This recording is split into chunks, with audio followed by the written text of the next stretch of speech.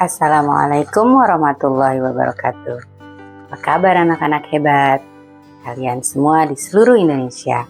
Mudah-mudahan semuanya dalam keadaan sehat ya. Apakah hari ini kalian sudah siap untuk belajar? Kalau kalian sudah siap, yuk kita belajar bersama Bu Asmi. Kali ini kita akan belajar mata pelajaran Bahasa Indonesia. Video ini adalah untuk kalian anak-anak yang sedang duduk di kelas 6. Topik kita kali ini yaitu mengenal macam-macam majas. Adapun tujuan pembelajaran kali ini, setelah kalian menyimak video ini, kalian dapat menganalisis penggunaan gaya bahasa atau majas yang terdapat dalam sebuah legenda. Dan kalian juga dapat membedakan makna kata sebenarnya dengan makna kata kiasan. Anak-anak hebat, apakah kalian sudah membaca legenda yang berjudul Anggenda Putri Komodo yang terdapat dalam buku kalian? Dalam buku tersebut dikisahkan seorang laki-laki yang bernama Empu Najo dengan istrinya yang bernama Lea.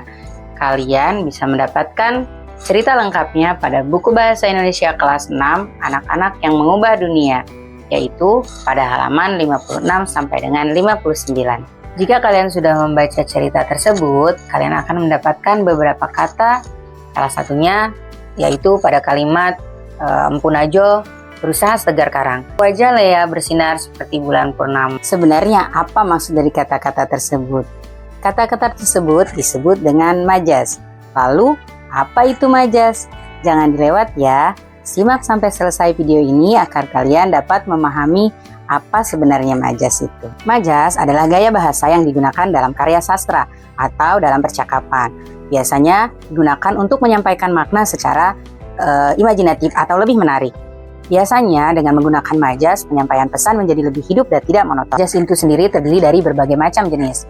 Ada majas pertentangan, ada majas perbandingan, ada majas sindiran. Nah, pada pertemuan kali ini, Bu Asmi akan menjelaskan tentang majas perbandingan. Majas dari perbandingan ini pun dibagi menjadi 4. Yang pertama ada majas metafora, ada majas personifikasi, ada majas asosiasi, dan ada majas hiperbola. Majas perbandingan yang pertama yaitu majas metafora. Majas metafora ini adalah sebuah majas atau gaya bahasa yang membandingkan dua hal seolah-olah hal tersebut identik dan seolah-olah memiliki hal yang sama.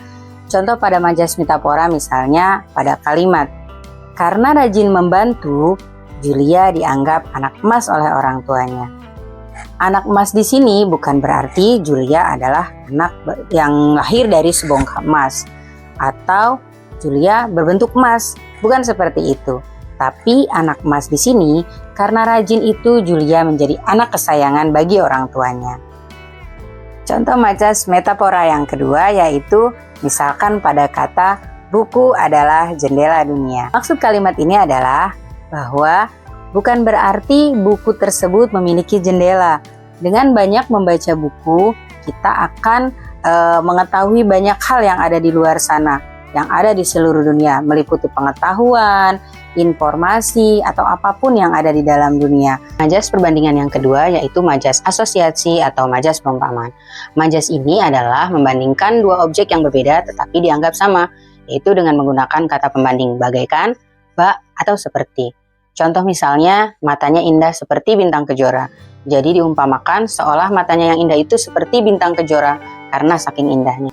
Contoh selanjutnya misalnya kata wajahnya bersinar bak bulan purnama. Ini artinya maksudnya wajah dari seseorang itu sangat cerah dan sangat menarik perhatian.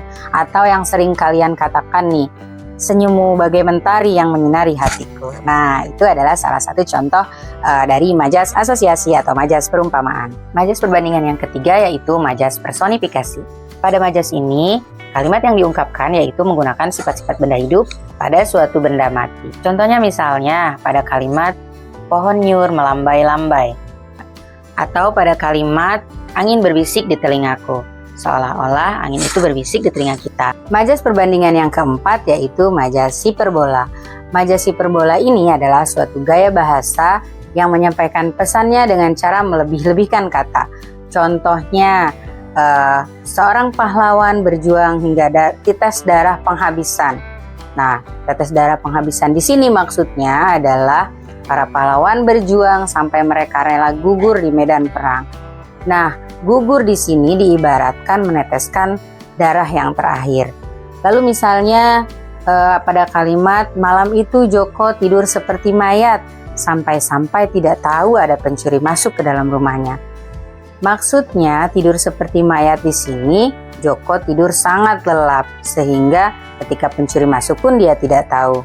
Satu lagi contoh misalnya yang sering kalian dengar ya, sudah setahun nih aku mengantri dan menunggu giliran untuk mandi. Nah, tidak mungkin kan kita menunggu giliran mandi di kamar mandi sampai setahun.